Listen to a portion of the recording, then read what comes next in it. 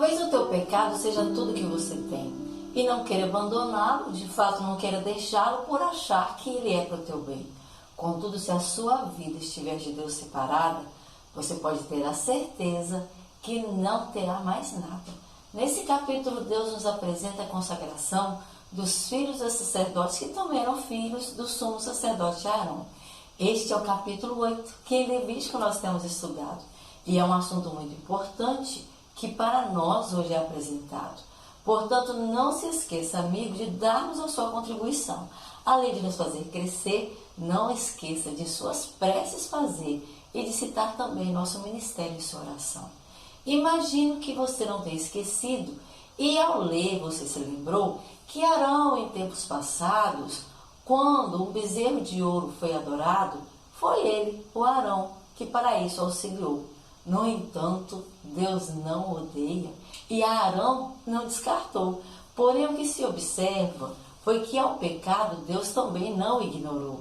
Cada detalhe de sua consagração visa o pecado arrancar, para depois de consagrar-se a si, pudesse também aos outros representar. Devia lavar-se para a purificação, vestir-se com roupas especiais, ungir o local onde deveria acontecer todos os rituais. E todos os sacerdotes deveriam ser consagrados antes que participassem daqueles ritos sagrados. Porém, isso não é tudo, vai muito além da consagração. Eles apenas introduziram rituais de santificação. O Senhor disse a Moisés: pegue os sacerdotes e Arão, pegue também as vestes dele, pegue o óleo da unção, o novilho da oferta pelo pecado e um cesto cheio de pão. E na porta da tenda do encontro, reúna toda a congregação. Na porta então do encontro, Moisés ao povo reuniu da forma que o Senhor, para ele, o instruiu. E fez com que Arão e os filhos dele se aproximassem e ordenou que eles ali nas águas se lavassem. Com a túnica feita para isso, ao sumo sacerdote vestiu e com um cinto especial a sua cintura lhe cingiu. Colocou-a sobre peliz, a estola sacerdotal, ajustou tudo com o cinto e pôs aquela estola sacerdotal, pôs sobre ele também o peitoral com o urim e o tumim, agarrado com a mitra na cabeça e na parte dianteira, pôs a lâmina de ouro que era a sua coroa sagrada. Fez conforme todas as coisas que o Senhor tinha ordenado. Depois ungiu o tabernáculo, já que o óleo da unção lhe levou, e tudo que havia nele, Moisés ali consagrou. 7 vezes ele aspergiu o óleo sobre o altar e ungiu o altar, bem como todos os utensílios, a bacia, o suporte, para assim os consagrar. Depois, sobre o sumo sacerdote, ele fez consagração, derramando em sua cabeça aquele óleo da unção. Também os filhos de Arão foram a Moisés apresentados, e Moisés as suas túnicas os vestiu, com o cinto também os cingiu, atou-lhes os turbantes como o Senhor tinha ordenado. Então fez chegar um novilho da oferta pelo pecado, e sobre a cabeça do animal as mãos dos sacerdotes foram colocadas. Foi Moisés que matou o novilho, e um pouco daquele sangue pegou, pôs sobre os chifres do altar com o dedo e purificou, aquele altar purificou. Depois o resto do sangue ao redor do altar ele derramou. E para fazer expiação, a base do altar ele consagrou.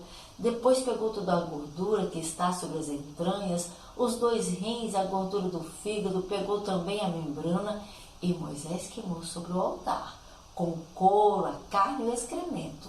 Fora do arraial foi queimado, conforme ele tinha sido ordenado para Moisés em algum momento.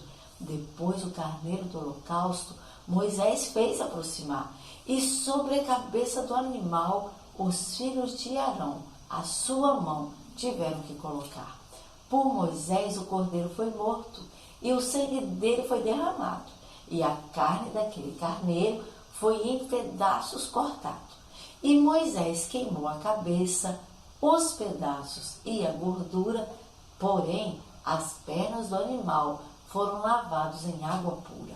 E sobre o altar ao animal, Moisés queimou, era holocausto, de aroma agradável ao Senhor, que ali se ofertou. Então fez chegar o outro carneiro, o carneiro da consagração, e Arão e os seus filhos também puseram na cabeça as mãos. E Moisés matou o carneiro. Um pouco do sangue ele pegou e na ponta da orelha direita deles, um pouco daquele sangue colocou. Também sobre o polegar da mão direita e do polegar do pé direito ele colocou.